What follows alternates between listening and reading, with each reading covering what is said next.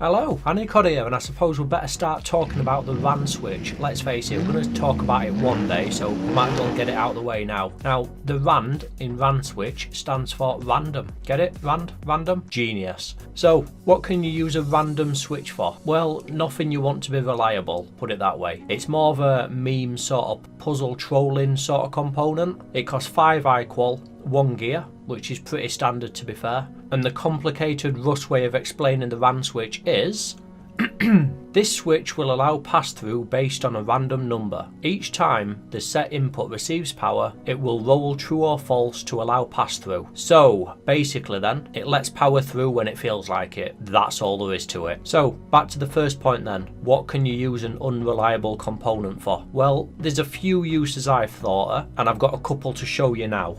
So let's have a quick look at the RAND switch then. So you got the power in at the bottom, you got the power out at the top, in which case it's linked up to a light so you can see when it's active.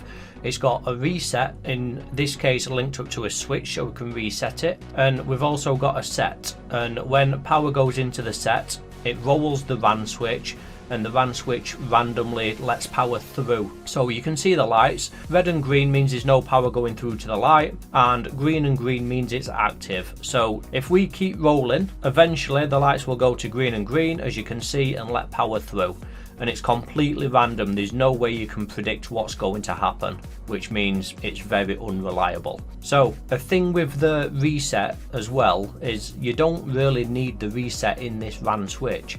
If you keep putting power into the set, it'll reset itself anyway. So don't worry too much unless you've got an intricate circuit in getting power put into the reset, as you can see here. So this is a very, very basic circuit what I've set up, and I've linked it up to a pressure pad, which is also linked up to a door controller. So if we cover this up and we step on the carpet, it'll be completely random whether these doors open or not. I've got some shotgun traps behind it, and my idea behind this is setting up some sort of puzzle base for some unsuspecting victims that walk in. It's going to be really basic, but it's just going to give you an idea, and obviously you can build on this idea and make some really crazy puzzle base if you want to, using the RAND switches. So this is how it's set up then. We've got the RAND switch in the same position we had it before. We've got the set, what goes through to the pressure pad on the other side like you've just seen, and out the top we've got the power output leading to the door controller. Now, it's a good idea to put the door controller out the way so it doesn't get destroyed.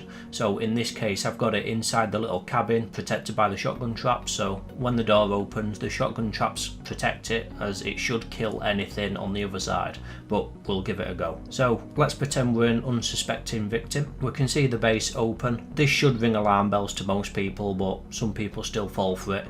So they walk in and get trapped a similar way to my last video, which if you haven't seen that yet, it's a memory cell trap. So the link is up in the cards now, and I'll put a link in the description as well so you can watch that. Once the door's shut, you can't get it back open again. It's that simple. This was actually triggered using a laser. It's quite easy to see the laser, so it might be an idea to use some other method like another pressure pad, or even just hide the laser beams, but I'm just showing you it just for an example. So in this case, we stepped on the rug, the door opened, and the person died. So that's not the only outcome. So here's the second outcome. We're trapped in the base, we walk on the carpet, and the door stays shut, which gives the person a little bit of hope and they're able to move on to the next area. So I've also got a laser on this bit, and if you walk into the laser, it shuts the door at the end of the corridor and you stay trapped forever. Or if you jump over it like I managed to do just then, you manage to get through. Right at the end, you can put some sort of prize there or something like that for the person, with maybe a door code to get out.